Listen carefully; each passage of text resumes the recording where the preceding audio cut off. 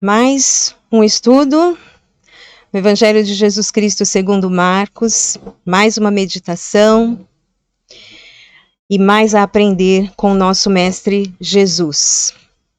Hoje, capítulo 9, nos versos de 38 até o verso 50, que diz assim: Mestre, disse João, vimos um homem expulsando demônios em teu nome e procuramos impedi-lo, porque ele não era um dos nossos. Não o impeçam, disse Jesus. Ninguém que faça um milagre em meu nome pode falar mal de mim, logo em seguida. Pois quem não é contra nós está a nosso favor. Eu lhes digo a verdade. Quem lhes der um copo de água em meu nome, por vocês pertencerem a Cristo, de modo nenhum perderá a sua recompensa. Se alguém fizer tropeçar um destes pequeninos, que creem em mim, seria melhor que fosse lançado no mar com uma grande pedra amarrada no pescoço. Se a sua mão o fizer tropeçar, corte-a. É melhor entrar na vida mutilado do que, tendo as duas mãos, ir para o inferno, onde o fogo nunca se apaga, onde o seu verme não morre e o fogo não se apaga. E se o seu pé o fizer tropeçar, corte-o. É melhor entrar na vida aleijado do que, tendo os dois pés, ser lançado no inferno, onde o seu verme não morre e o fogo não se apaga. E se o seu olho o fizer tropeçar, arranque-o. É melhor entrar no reino de Deus com um só olho do que, tendo os dois olhos, ser lançado no inferno, onde o seu verme não morre e o fogo não se apaga. Cada um será salgado com fogo.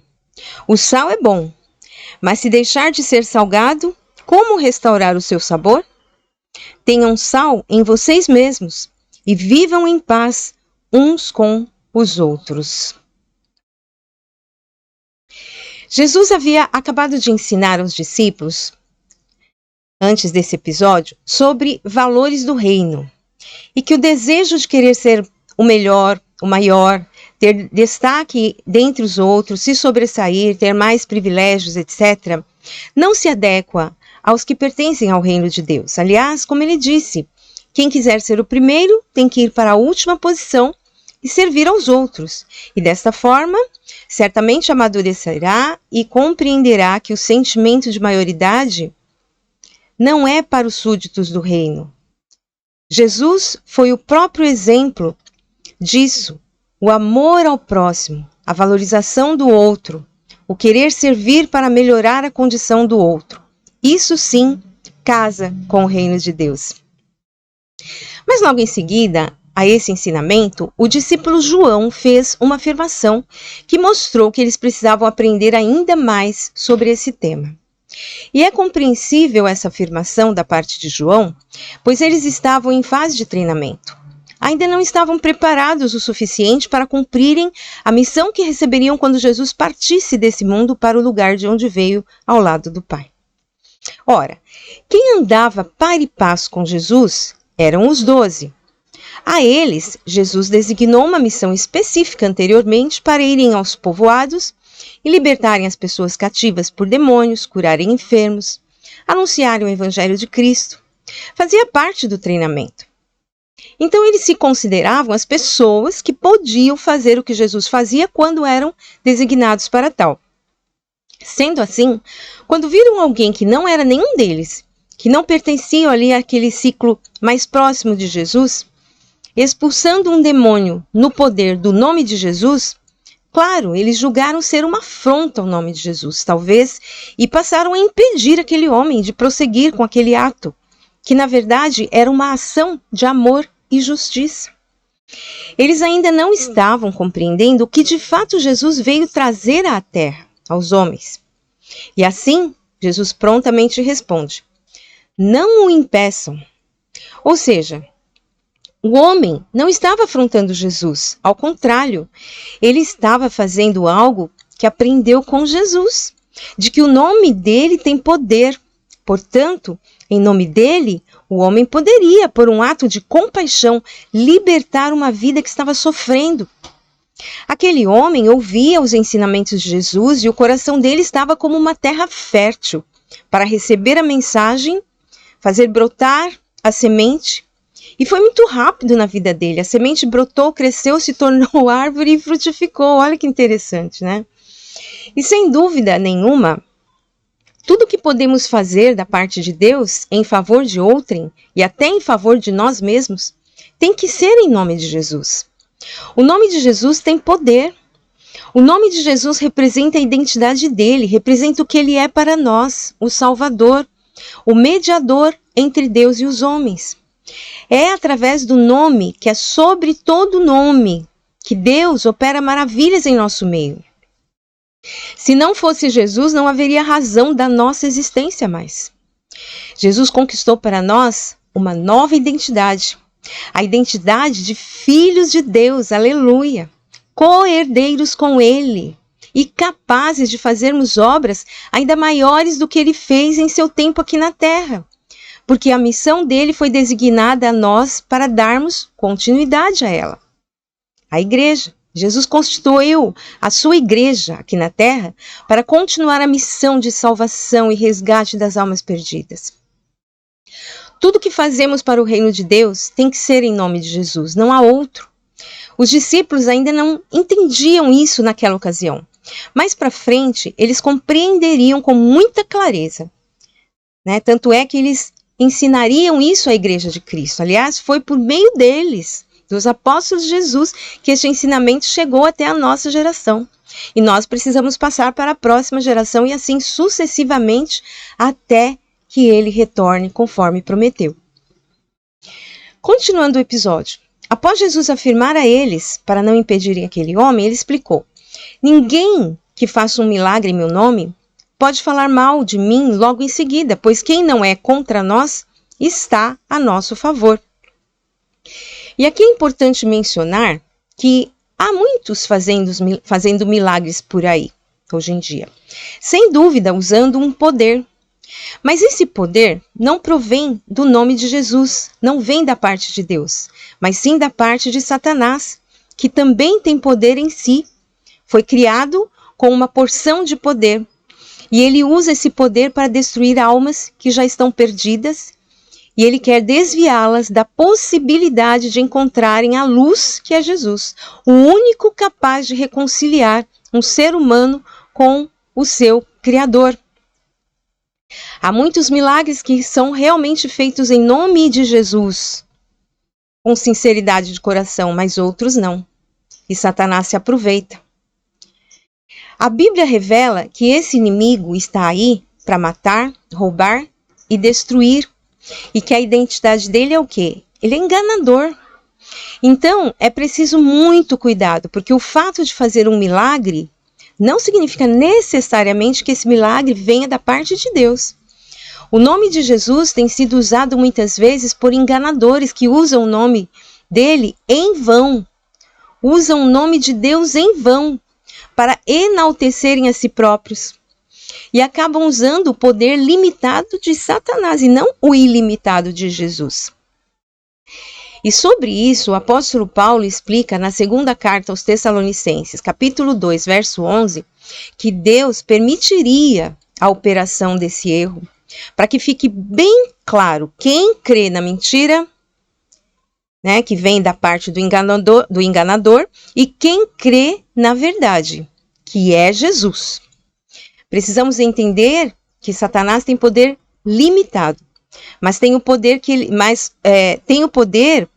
o poder que ele tem está acima de um ser humano, né? Do poder de um ser humano comum.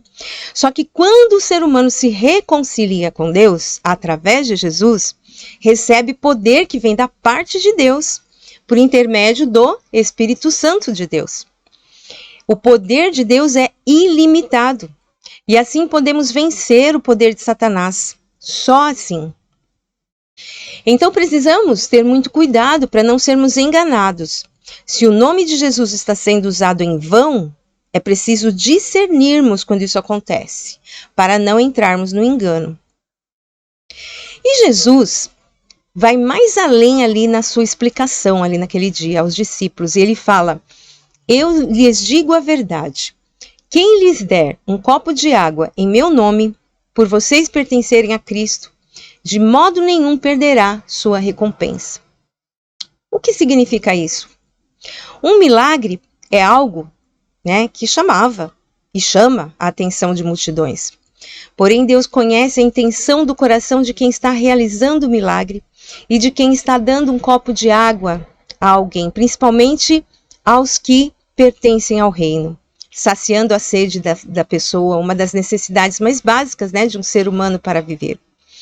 O que Deus valoriza em cada um de nós é a intenção do nosso coração, que só Ele conhece realmente. O amor de Deus em nós pode nos mover a libertar uma vida, curar uma vida de uma doença física ou mental, saciar a fome e a sede física, enfim, ser movido por amor para ser bênção na vida de alguém. É sobre isso, e não em fazer algo de grande aparência e que chame a atenção. Então aquele homem que estava expulsando um demônio, procurando libertar uma vida cativa que sofria, talvez, quem sabe, ele conhecesse aquela pessoa de verdade, e desejasse realmente a cura daquela pessoa. Então, quando ele aprendeu que o nome de Jesus tem poder, humildemente, mas ousadamente, usou o nome de Jesus em favor de uma vida que sofria. Jesus conhecia a intenção do coração daquele homem. Nós vemos a aparência, porém Deus vê o mais profundo do ser de alguém. Ele vai na intenção que está lá dentro. Quantas vezes expressamos algo que, na verdade, não é a expressão lá de dentro do nosso coração, Reflitamos sobre isso. É muito importante para nos conhecermos melhor também e entendermos o quanto estamos sendo parecidos com o nosso Mestre Jesus e o quanto precisamos melhorar. O que Jesus fala a seguir é muito forte ali naquele dia. Agora vem a dose maior da lição. Olha só. Ele diz: se alguém fizer tropeçar um destes pequeninos que creem em mim, seria melhor que fosse lançado no mar com uma grande pedra amarrada ao pescoço. Lembra da história de Jonas, lá no Antigo Testamento? Foi até menos do que isso, Ele foi lançado ao mar, mas sem a corda amarrada, a pedra amarrada no pescoço, Se alguém faz isso, precisa de uma lição muito forte, para poder se salvar da perdição eterna, Se alguém fizer tropeçar alguém. Por isso Jesus disse: se a sua mão o fizer tropeçar, corte-a. É melhor entrar na vida mutilado do que tendo as duas mãos e ir para o inferno. E aí ele fala isso também em relação ao pé e ao olho. Claro, é uma linguagem figurada, mas perfeitamente entendível. Suas mãos implicam, nossas mãos implicam naquilo que a gente faz, nos atos. Os pés, para onde a gente vai, que caminho nós seguimos. Os olhos, que a gente vê, aquilo que nos atrai, onde a gente foca a nossa visão. Isso é muito sério, porque com certeza o que nós vimos e para onde vamos pode nos levar a cometermos erros ou acertos. Erros ou acertos. Mas se for para cometer erros, a gente tem que parar. Parar de ir, parar de olhar, parar de fazer. Porque aquilo está nos fazendo destruir a nós e a outras pessoas também. Quando você tropeça e leva quem está com você, é terrível, A gente tem que ter muito cuidado com isso. O problema é conosco, mas também no que a gente provoca em outras pessoas, que é pior ainda, Então, que cada um de nós possamos refletir nessa lição e nesse alerta de Jesus.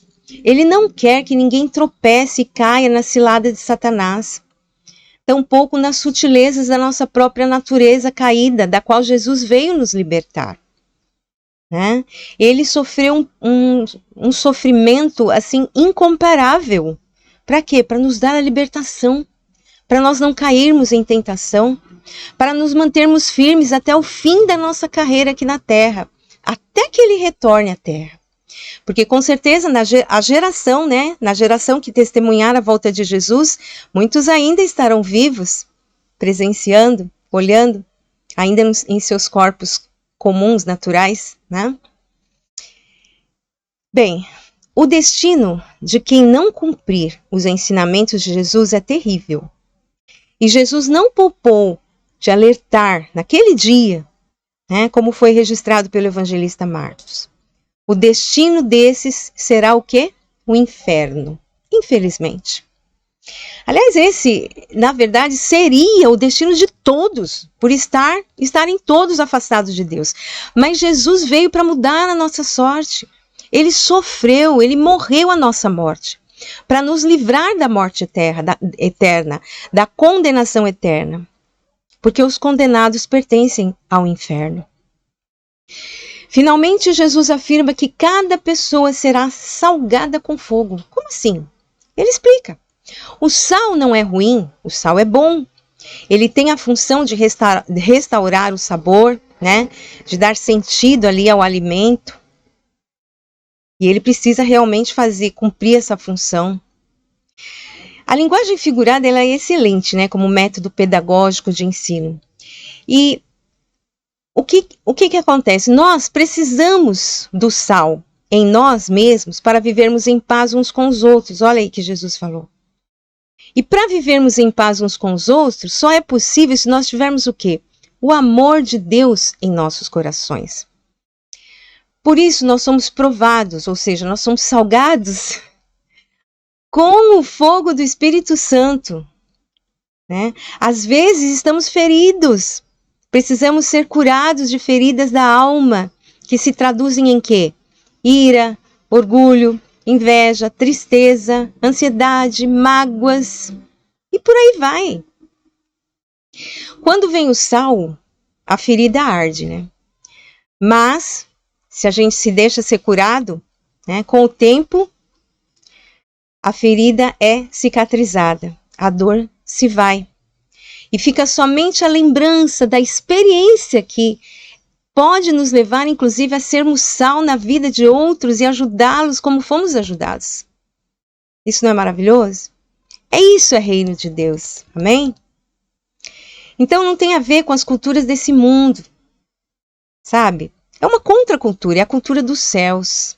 É novidade de vida. É evangelho.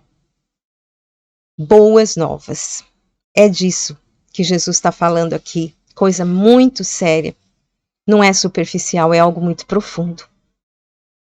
Ouvintes, nós podemos escolher o bem ou o mal, enquanto estivermos vivos aqui nesta terra. Aí nós temos a oportunidade de escolha. Então, que cada pessoa que ouve esta mensagem, esse é o meu desejo, escolha o bem, escolha a verdade e não a mentira. Escolha Jesus. Aprenda com Ele e viva a verdadeira vida para sempre. Amém? Então é isso. Que Deus abençoe sua vida grandemente. Que essa mensagem fale profundamente no seu coração. E que faça diferença, que faça transformação. Como fez na minha vida. O sal que eu recebi, que me curou minhas feridas, e aliás ainda cura, eu também uso para ajudar outros, para que também sejam curados. Que seja assim também com você. Compartilhe essa mensagem com outras pessoas, tá bom? Se inscreve no canal, curte o vídeo, porque é a palavra viva e eficaz, está na Bíblia. Não é de mim. Não é de mim, eu estou apenas transmitindo, testemunhando aquilo que Jesus mandou fazer. Ensinar aquilo que Ele nos ensinou. Então, eu peço que você também ajude nisso, tá? Para que esta mensagem chegue a mais e mais pessoas e ajude a mais e mais pessoas. Deus te abençoe e até a próxima.